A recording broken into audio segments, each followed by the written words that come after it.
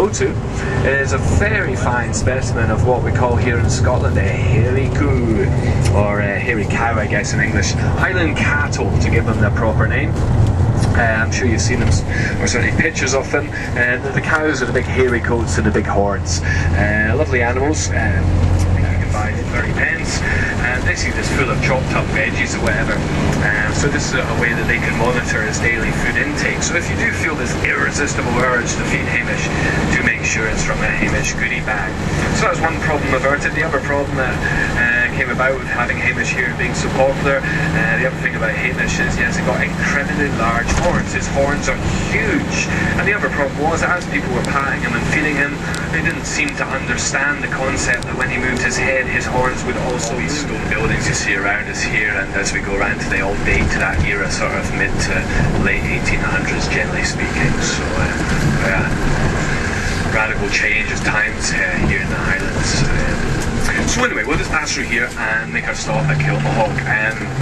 We'll have 30 minutes, so a chance to stretch your legs, grab a coffee, say hello to Hamish and all the rest of it, and then we'll get going and get ourselves in the Highlands, see what we can find today. There's a little bit of low cloud on them at the moment. We'll see what we can find. A little bit of snow still clinging to the hills. We've had quite a heavy wind. Granted a pardon and was able to settle down in an area called Balquhidder, not far from here. But he lived his life in the hills around us here, trying to evade capture. He was also a Jacobite, which also made him an outlaw. I'll tell you a bit more about Jacobites a little bit later on.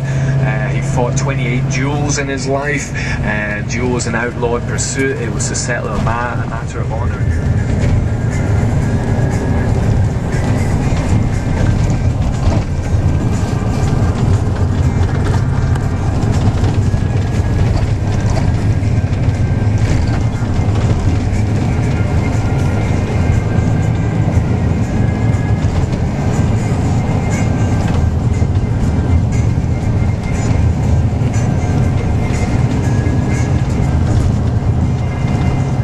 Tatt 10 minutter stopp.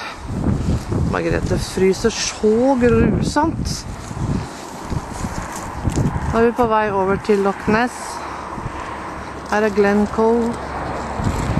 Ville fjell. Og bratt. Og snø.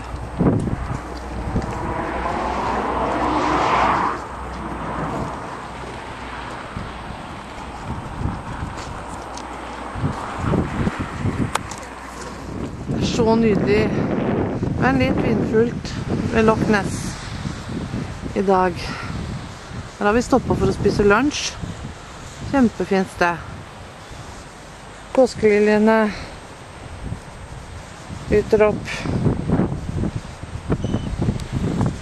Hvor var den? Der var den.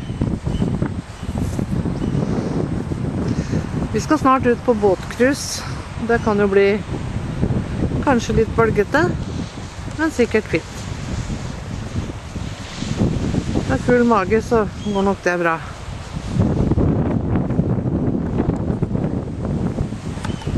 But guess what? The fish can swim. Below that you've got a profile view.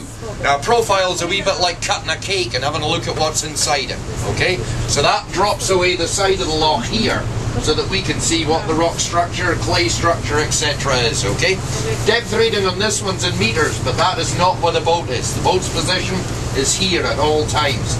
So that reading will always be down that line, and it stops in here at the white line.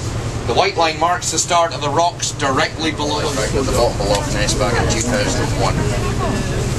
That is the last 16 feet of the animal. 5 meters. 4.2 meters wide, or 14 feet, and it is just over 8 feet high, or 2.5 meters. His total weight was 996 kilos. 11 meters long, and the weight was 3.3 tons. Is that the Nessie? That's a large animal. That's a large animal? Yeah. It's not called Nessie. To jest Nessie, tylko to jest Nessie. Ja. 3,5 tony. That is one of 750 sonar contacts that we've had on this boat in the last 16 years. Is that good? Dragon,